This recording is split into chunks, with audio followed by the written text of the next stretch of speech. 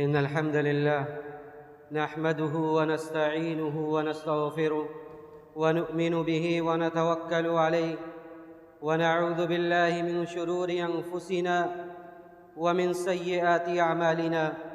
من يهده الله فلا مضل له ومن يضلله فلا هادي له، وأشهد أن لا إله إلا الله وحده لا شريك له، وأشهد أن محمدًا عبده ورسوله أرسله بالحق بشيرا ونذيرا بين يدي الساعة.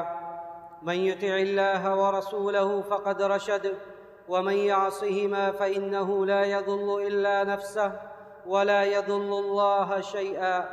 أما بعد، فإن خير الحديث كتاب الله، وخير الهدي هدي محمد صلى الله عليه وسلم، وشر الأمور محدثاتها، وكل محدثة بدعة، وكل بدعة ضلالة، وكل ضلالة في النار.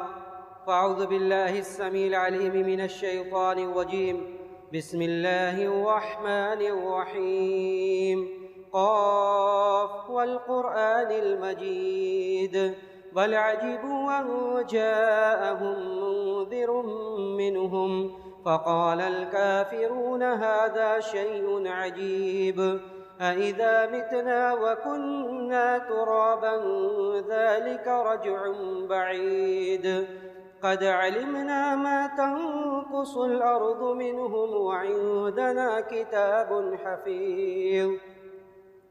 بل كذبوا بالحق لما جاءهم فهم في أمر مريج. أفلم ينظروا إلى السماء فوقهم كيف بنيناها وزيناها وما لها من فروج. وقال عز من قائل: هو الذي أضحك وأبكى وأنه هو أضحك وأبكى وأنه هو أمات وأحيا وأنه خلق الزوجين الذكر والأنثى. محترم بزرگوں، نوجوان ساتھیوں، معزز حاضرین، خوشی اور غم، سکھ دکھ، یہ انسانی زندگی کا ایک ایسا حصہ ہے جسے کوئی بھی انسان اپنی زندگی سے نکال نہیں سکتا ہے. انسانی زندگی میں اللہ رب العزت والجلال نے کبھی خوشی رکھی ہے تو اس کے برعکس کبھی انسانی زندگی میں غم ہوا کرتا ہے. یہ خوشی اور غم یہ اللہ رب العزت والجلال کی طرف سے ہے. جو آیت میں نے پڑھی اس میں اللہ سبحانہ و تعالی نے یہی فرمایا کہ وَأَنَّهُ هُوَ أَضْحَكَ وَأَبْكَى وَأَنَّهُ هُوَ أَمَاتَ وَأَحْيَا. وہی وہ ذات ہے جو ہنساتا ہے، وہی وہ ذات ہے جو انسان کو رونے پر مجبور کر دیتا ہے. حالات ایسے بنتے ہیں کہ انسان ہنسنے لگتا ہے، کبھی حالات ایسے بنتے ہیں کہ انسان خوش ہو جاتا ہے. لیکن بسا اوقات ایسا ہوتا ہے کہ انسان کے اوپر غموں کے ایسے پے در پے حوادث اور واقعات رونما ہوتے ہیں، اس کے اوپر ایسے غم کے پہاڑ ٹوٹنے لگتے ہیں کہ وہ نہ چاہتے ہوئے بھی ہمیشہ کے لیے وہ غم کی زندگی گزارنے پر مجبور ہو جاتا ہے، اور وہ اس غم سے نکل نہیں پاتا ہے، جسے ہم یہ کہتے ہیں کہ وہ ذہنی تناؤ کا، ذہنی دباؤ کا شکار ہو گیا، وہ ڈپریس ہو گیا، ڈپریشن میں چلا گیا. 2020 کے ایک سروے کے مطابق پورے دنیا میں 400 ملین یعنی 40 کروڑ کی آبادی ایسی تھی جو لوگ ذہنی تناؤ اور ذہنی دباؤ میں زندگی گزارتے ہیں، اور ان میں 15% یعنی 40 کروڑ میں 15% ایسے لوگ تھے جن کی زندگی وہ اس قدر اس کو محسوس کرتے تھے اور ذہنی دباؤ اس قدر بڑھتا چلا گیا کہ اس میں سے 15% لوگوں نے سوسائڈ کر لی، خودکشی کر لی. یہ 2020 کی بات ہے. لیکن اس کے بعد جب اس وبا نے اپنا پاؤں پورے دنیا میں پسارنا شروع کیا پورے دنیا میں لوگ مختلف طرح سے ذہنی تناؤ اور ذہنی دباؤ کے شکار ہو گئے۔ کوئی اپنی صحت کو لے کر تناؤ میں ہے، کوئی اپنے کاروبار کو لے کر دباؤ میں ہے۔ غرض ہے کہ ہر طرف ایک خوف کا عالم ہو گیا، اور لوگ اس خوف کو اس قدر محسوس کرنے لگے کہ وہ نہ چاہتے ہوئے بھی ہر طرف سے ڈپریشن میں ہے، تناؤ میں ہے، دباؤ میں ہے۔ ایک مسلمان ہونے کی حیثیت سے ہماری یہ ذمہ داری کہ ہم اس بات کو سمجھیں کہ ایسے وقت میں جب ہر طرف سے غم کی خبریں آتی ہیں، ہر طرف سے ایسی خبریں آتی ہیں کہ اگر آدمی ان خبروں پر کان لگائے، خبروں کو پر دھیان دے، تو وہ مزید ذہنی تناؤ، مزید ذہنی دباؤ کا شکار ہو جائے گا۔ تو ایسے وقت میں ایک مسلمان ہونے کی حیثیت سے ہماری شریعت کی، ہماری دین کی کیا تعلیمات ہے، آج مختصر وقت میں وہی بات میں آپ لوگوں کے سامنے رکھنے کی کوشش کروں گا۔ اللہ سبحانہ و تعالیٰ صحیح بات کہنے کی توفیق نصیب فرمائے۔ دیکھیے، سب سے پہلی بات یہ کہ ایک مسلمان ہونے کی حیثیت سے ایک ذہنی تناؤ اور ذہنی دباؤ سے نکلنے کا سب سے بڑا علاج یہ ہے کہ ہم اس بات کو سمجھیں کہ ہم اللہ رب العزت والجلال کی ذات پر عقیدہ اور ایمان رکھتے ہیں۔ ہمارا ایمان اللہ کی ذات پر قوی اور مضبوط ہونا چاہیے۔ خاص طور سے قضاء و قدر، تقدیر پر ہمارا ایمان پختہ تر ہونا چاہیے کہ اللہ رب العزت والجلال نے ہمیں پیدا کیا، ہمارے تقدیر میں کچھ چیزیں لکھ دی ہیں اور وہ چیزیں ٹلنے والی نہیں ہیں۔ ما اصاب من مصیبت فی الارض ولا فی انفسکم الا فی کتاب من قبل ان نبرأها ان ذلک علی اللہ یسیر۔ جو بھی مصیبتیں پہنچ رہی ہیں، یہ سب سے پہلی بات یہ کہ ہمارے تقدیر کا یہ حصہ ہے۔ تو ہم قضاء و قدر پر، تقدیر پر اپنے ایمان کا جائزہ لے کہ ہمارا ایمان تقدیر پر کس قدر مضبوط ہے، تقدیر پر ہمارا ایمان کیسا ہے۔ اللہ کے رسول صلی اللہ علیہ وسلم نے حضرت عبداللہ ابن عباس سے کہا تھا، جو بڑے کم سن تھے اس وقت، اور حدیث کا لفظ یہی تھا کہ نبی علیہ السلام نے کہا کہ یا غلام انی اعلمک کلمات، اے بچے میں تمہیں چند باتیں سکھلا رہا ہوں، ان باتوں کو ایک انسان، ایک مسلمان غور سے سنے اور اس کی تنفیذ اپنے زندگی میں کرے۔ یا غلام انی اعلمک کلمات احفظ اللہ یحفظک۔ وہ کلمات کیا تھے، وہ باتیں کیا تھی جو آپ نے حضرت عبداللہ ابن عباس کو سکھلائی تھی؟ وہ باتیں یہ تھی، کہتے ہیں اللہ کے رسول صلی اللہ علیہ وسلم نے، حضرت عبداللہ ابن عباس کہتے ہیں کہ میں آپ کے سواری پر آپ کے پیچھے بیٹھا ہوا تھا، آپ نے کہا کہ میں تمہیں چند باتیں سکھلا رہا ہوں۔ احفظ اللہ یحفظک، کہ اے غلام تم اللہ کے احکام کی حفاظت کرو، اللہ تمہاری حفاظت کرے گا۔ احفظ اللہ تجدہ تجاہک، تم جب اللہ کے احکام کی حفاظت کرو گے، ہمیشہ مشکل وقت میں تم اللہ کو اپنے سامنے پاؤ گے، اس کی مدد کو اپنے زندگی میں شامل حال پاؤ گے۔ اس کے بعد آپ نے فرمایا کہ اذا سألت فاسأل اللہ واذا استعنت فاستعن باللہ، جب بھی مدد طلب کرنا ہو اللہ سے مدد طلب کرو۔ واذا سألت فاسأل اللہ، اور جب سوال کرنا ہو کسی بھی طرح کا، زندگی کے معمولی سی ضرورت ہو، آپ کا ہاتھ اٹھے تو اس خالق و مالک کے سامنے اٹھے جس کے قدرت سے کوئی بھی چیز بعید نہیں ہے۔ تو جب بھی سوال کرو، اذا سألت فاسأل اللہ واذا استعنت فاستعن باللہ، اور جب مدد طلب کرو اللہ سے مدد طلب کرو۔ اس کے بعد آپ نے بہترین جملہ فرمایا اور کہا کہ آپ یہ یقین رکھو، وَاعْلَمْ أَنَّ الْأُمَّةَ لَوْ اجْتَمَعَتْ عَلَىٰ أَن يَنفَعُوكَ بِشَيْءٍ لَمْ يَنفَعُوكَ إِلَّا بِشَيْءٍ قَدْ كَتَبَهُ اللَّهُ لَكَ۔ اور یہ یقین رکھو، یہ جان رکھو کہ ساری کائنات، ساری امت جمع ہو جائے تمہیں کوئی ایسا فائدہ پہنچانے پر جو فائدہ اللہ نے تمہارے تقدیر میں نہیں لکھا ہے، لم ينفعوک، تو سارے لوگ مل کر بھی تمہیں وہ فائدہ نہیں پہنچا سکتے۔ سارے لوگ مل جائے کہ ایک فائدہ آپ کو پہنچ جائے، وہ فائدہ اللہ نے آپ کے لیے نہیں لکھا ہے، وہ فائدہ نہیں پہنچ سکتا آپ کو۔ وَاعْلَمْ، اور یہ بھی یقین رکھو کہ لو اجتمعت الامۃ علی ان یضروک بشیء لم یضروک بشیء الا قد کتبہ اللہ علیک، اور یہ بھی یقین رکھو کہ اگر سب مل جائے، اول سے آخر مل کر تمہیں کوئی نقصان پہنچانے کی کوشش کریں تو وہ وہی نقصان تمہیں پہنچا سکتے جو نقصان اللہ نے تمہارے تقدیر میں لکھ دیا ہے۔ جب آدمی کا عقیدہ ایسا ہو، اس کا ایمان ایسا ہو، تو اس کے بعد وہ آنے والے مصائب و مشکلات سے وہ گھبرا کر غم میں گھلے گا نہیں۔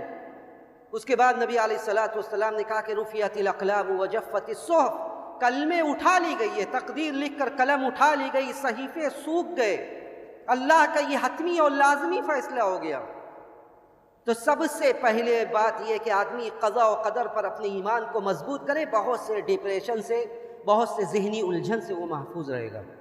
دوسری بات یہ کہ آدمی قضاء و قدر پر ایمان مضبوط کرے، لیکن وہ ان سارے اسباب کو اختیار کرے جو اسباب حاضر ہیں، جو اسباب میسر ہیں، جن اسباب کو وہ اختیار کر سکتا ہے، خاص طور سے ایسے اسباب جو اس کے احساس تحفظ میں اضافہ کریں۔ یہ نہیں شریعت نے کہا کہ آپ جا کر ہلاکت میں اپنے آپ کو ڈال لیں اور اس کے بعد اپنی اس بات کا اعلان کریں کہ مجھے کسی چیز کا خوف نہیں ہے، بلکہ اللہ اور شریعت کا یہ فیصلہ، یہ اصول ہے کہ آپ ان سارے اسباب کو اختیار کریں جو آپ کے احساس تحفظ میں اضافہ کریں۔ نبی علیہ الصلوۃ نے ایک صحابی سے کہا تھا اٹھنی کے بارے میں کہ اعقلھا وتوکل، ایسا نہیں کہ اٹھنی کو کھلا چھوڑ دو اور کہو کہ میرا اللہ کی ذات پر بہت عقیدہ اور ایمان ہے، آپ نے فرمایا کہ اس کو باندھ کے رکھو، اس کے بعد اللہ پر بھروسہ کرو، اٹھنی کو باندھو اور باندھ کر اللہ پر بھروسہ کرو۔ تو آپ ان سارے اسباب کو اختیار کریں جو آپ کے ذہنی دباؤ کو کم کر سکتا ہے، وہ توکل، اللہ کی ذات پر بھروسہ کرو، وہی ہمارا خالق و مالک ہے۔ تیسری بات یہ کہ آدمی ان کنڈیشن میں، ان حالات میں اللہ سے قریب ہونے کی کوشش کرے، اللہ کے ساتھ حسن ظن رکھے، اللہ کے ساتھ حسن ظن رکھے۔ دیکھیے اللہ کا معاملہ بندوں کے ساتھ اس کے ظن اور گمان کے حساب سے، وہ یہ یقین رکھے، یہ گمان رکھے، یہ ظن رکھے، یہ یقین رکھے اللہ کی ذات پر کہ اللہ نے ہمیں زندگی دی ہے، اور اگر زندگی مزید آگے لکھی ہے تو اللہ سبحانہ و تعالی بہتر زندگی دے گا، اور اگر ہماری تقدیر میں موت لکھی ہوئی ہے تو فنعم المولا ونعم النصیر، وہ ذات وہ ہے جو ہمارے ماں باپ سے زیادہ ہمارے اوپر مہربان ہے۔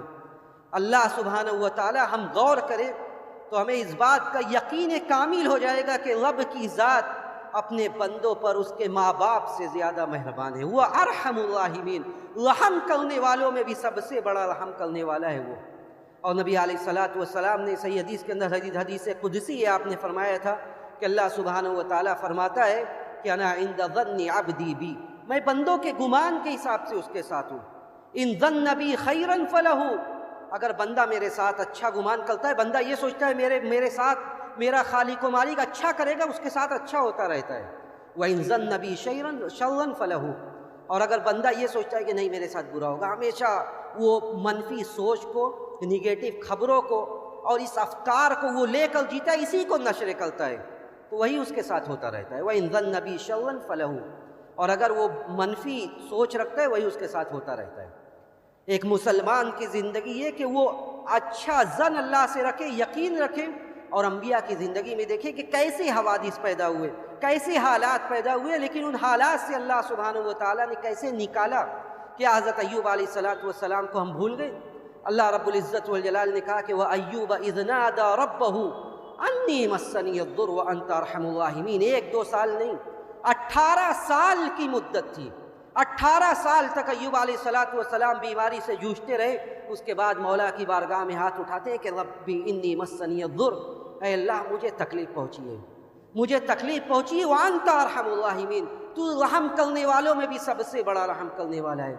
اللہ نے کیا فرمایا؟ فاستجبنا لہ، میں نے ان کی اس پکار کو، اس دعا کو قبول فرمایا۔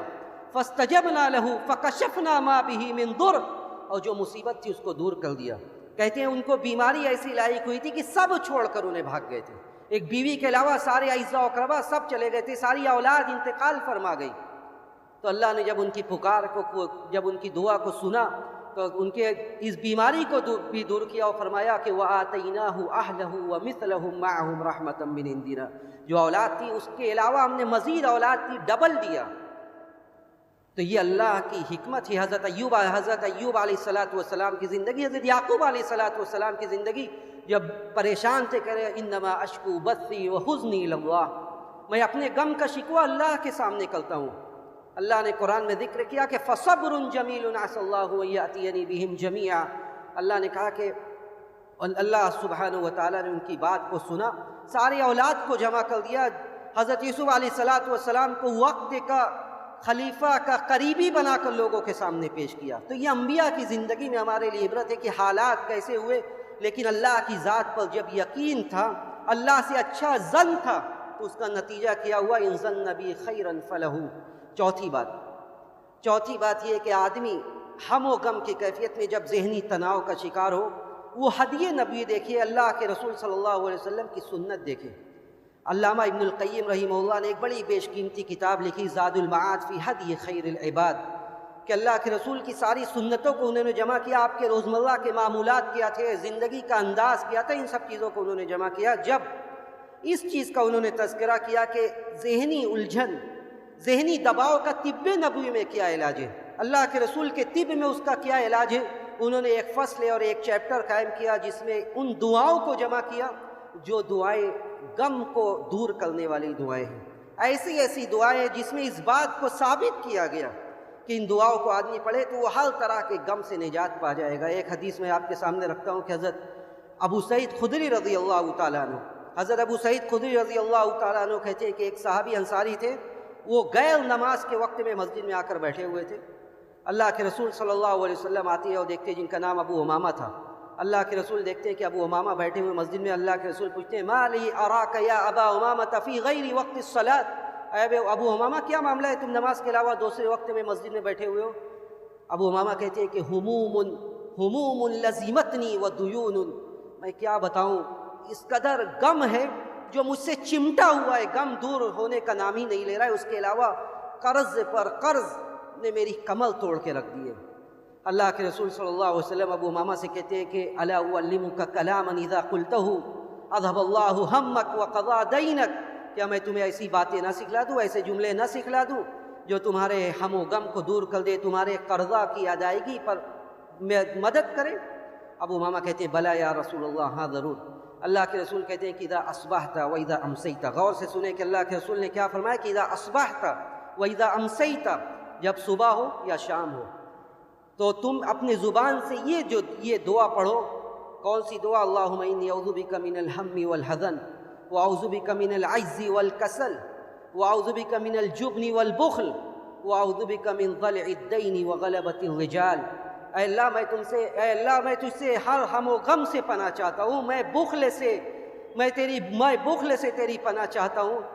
یہ اس طرح کی دعائیں اللہ کے رسول صلی اللہ علیہ وسلم نے ابو امامہ کو سکھلائی، اور حدیث کا لفظ کیا ہے؟ کہتے ہیں ابو امامہ کہ میں نے یہ دعا پڑھی فقضى اللہ سبحانہ وتعالی عنی دینی، اللہ سبحانہ وتعالی نے مجھ سے قرضے کو ادا کر دیا اور میرے سارے ہم و غم کو دور کر دیا۔ تو ایک مسلمان اللہ کے سامنے یہ کہتا ہے کہ اللہم رحمتک ارجو فلا تکلنی الی نفسی طرفۃ عین، ہے اللہ میں تیری رحمت کا سہارا رکھتا ہوں، تیری رحمت کی امید رکھتا ہوں، تو مجھے اپنے علاوہ کسی اور کے حوالے نہ کر۔ تو اس طرح کی باتیں اور ان تعلیمات کو اس وقت اپنے سامنے رکھنا اور اپنے زندگی میں نافذ کرنا، یہ ایک مسلمان کی ذمہ داری ہے، تاکہ وہ ہر طرح کے ڈپریشن، ہر طرح کے ذہنی دباؤ سے بچ سکے۔ ہم اللہ رب العزت والجلال سے یہی دعا کرتے کہ بار الہ تو ہمیں ایک سعادت والی زندگی نصیب فرما، بار الہ تو ایمان کی پختگی نصیب فرما، جو ہم میں بیمار ہیں تو انہیں ان کی بیماری سے شفائے کامل عاجل نصیب فرما، جو اس دنیا سے جا چکے تو کروٹ ان کے لیے جنت نصیب فرما۔